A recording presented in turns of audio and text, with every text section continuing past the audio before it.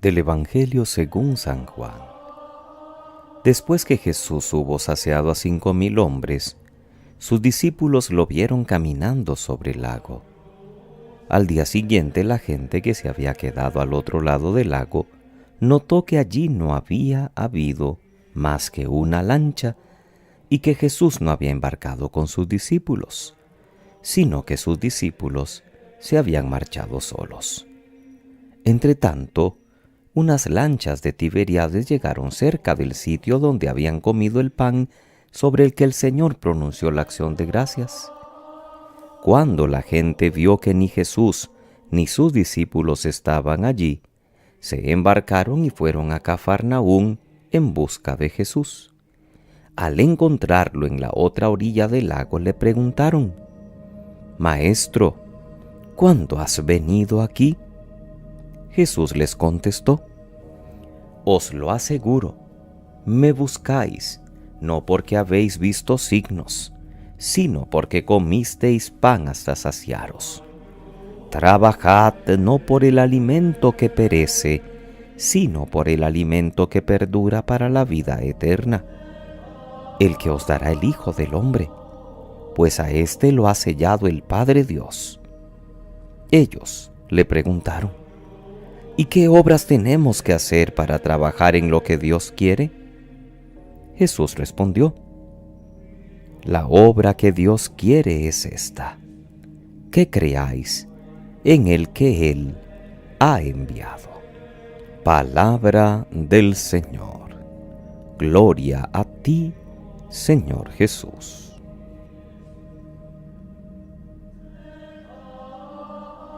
La palabra de este lunes, queridos hermanos, continúa el relato del libro de los Hechos de los Apóstoles en la primera lectura. No solo los apóstoles fueron protagonistas en la primera comunidad. Ya el sábado hablábamos de la elección de los 7 diáconos, y hoy aparece uno de ellos, dando testimonio de Cristo ante el pueblo y las autoridades con la misma valentía y lucidez que Pedro y los demás apóstoles. Es tanta la importancia que le da el libro de los Hechos a este diácono que le dedica los capítulos 6 y 7. Porque Esteban fue el primer mártir cristiano. Y por cierto, su fiesta la celebramos cada 26 de diciembre en el ambiente de la Navidad. La manera de pensar y de hablar de Esteban hace que se caldeen, perdonen la expresión, los ánimos incluso de los judíos libertos, que se llamaban así, porque después de haber sido llevados como esclavos fuera de Palestina, habían sido liberados y devueltos, y que en un principio se suponía eran un poco más abiertos que los judíos de Jerusalén. Por eso tenían sinagoga propia. Pero aún a ellos les resulta inadmisible que Esteban, lleno de Espíritu Santo, muestre una elocuencia tal respecto de Jesús el resucitado, superando la ley y el templo, haciendo ver a los demás que solo en Jesús está la salvación. Y de allí la acusación contra Esteban. Este habla contra el templo y contra las tradiciones que hemos recibido. Una vez más, las palabras proféticas de Jesús se cumplen. No debemos preocuparnos cuando seamos llevados ante un tribunal, porque será el Espíritu el que nos sugiera lo que tenemos que decir. Y el Evangelio de Juan, siempre en el capítulo 6, nos habla de cómo la gente busca a Jesús, luego de la multiplicación de los panes y el singular prodigio de Jesús caminando por el lago. Pero Jesús les tiene que echar en cara su motivación, su búsqueda superficial. No me buscáis por haber visto signos, sino porque comisteis pan hasta saciaros. Se quedan en el hecho, pero no llegan al mensaje.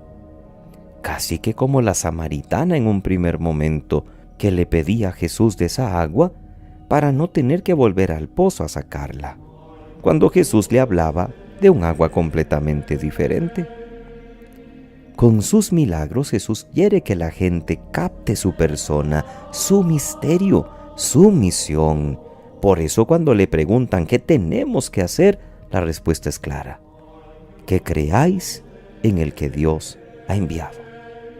Es admirable que a lo largo del Evangelio podamos ver cómo Jesús, a pesar del poco entendimiento de los oyentes, les va conduciendo con paciencia a la verdadera fe. Yo soy luz, yo soy la vida, yo soy el buen pastor. Aquí, a partir del pan que han comido con gusto, les ayuda a creer en su afirmación: yo soy el pan que da la vida eterna. Como Jesús, con pedagogía y paciencia, así tenemos también nosotros que actuar hoy. Y tenemos que saciarnos de Cristo, que es el único capaz de llenar plenamente cualquier vacío que haya en nuestra vida. Y al igual que Cristo, debemos ser pacientes con aquellos que quizás no nos entienden el mensaje o no están en toda la capacidad de comprenderlo. No podemos desesperarnos. Tenemos que ir con calma. Buscar a Jesús porque multiplica el pan humano es flojo, pero es un punto de partida. Quizás el hombre de hoy, aunque no tal vez tan conscientemente, busca felicidad, seguridad, vida. Y como la gente de Cafarnaún, andan bastante desconcertados, buscando y no encontrando respuestas al sentido de la vida. Hoy hay buena voluntad de mucha gente. Lo que necesitan es que alguien les ayude. Y ese alguien somos nosotros, los que tenemos que seguir anunciando a Cristo utilizando su misma pedagogía. Paciencia, amor y sencillez. Nosotros, los que celebramos con frecuencia la Eucaristía, ya sabemos distinguir bien entre el pan humano y el pan eucarístico, que es la carne salvadora de Cristo. Esta conciencia nos debe llevar, por ejemplo, a una jornada vivida mucho más decididamente en el seguimiento de ese Cristo Jesús, que es a la vez alimento y maestro de vida. Dejemos que el Señor nos instruya, que el Señor nos corrija con amor y que el Señor nos siga mostrando cuál es el camino que debemos seguir para llegar hasta Él.